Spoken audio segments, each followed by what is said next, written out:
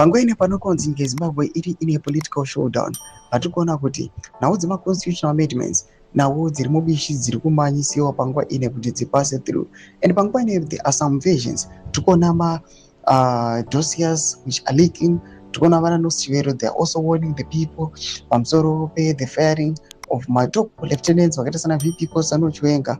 Panguva ine tikuona kuti the ZNA Commander Lieutenant General achautaura kutafumane oya panguva ine achachitaura pamusoro aiwape kuma barracks, ataura pamusoro pekuti kumodernize the Zimbabwe National Army panguva ine ndio their first priority. They are modernizing it at a time panokonzi there are some political tensions, so now zvinakumira zvakanaka, and they are treating this carefully just because they know at any time it can escalate. Sana pinda mashikwambira nyiko panguva ine ndio subscribe or like or turn on the bell icon.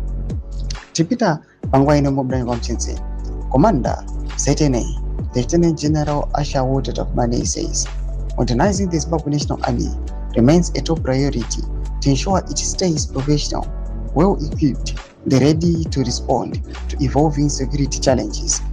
#unity, #peace, #development. Tomba developments are buda panguva ine vachiti vakomana they want to modernize their army panguva ine panokonzi at a time parunyasmankonzi the situation is very tense. Anytime chinogona kungokala, they want to respond kune any security challenge ingarise against them. They want to stay equipped and professional in order to handle any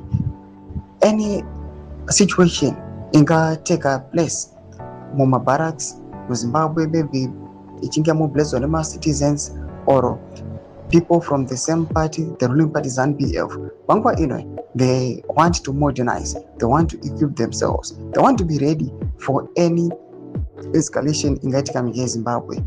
Pinda ngoma section mendo dzafungira imo kuti pamusoro pechitiko ichi.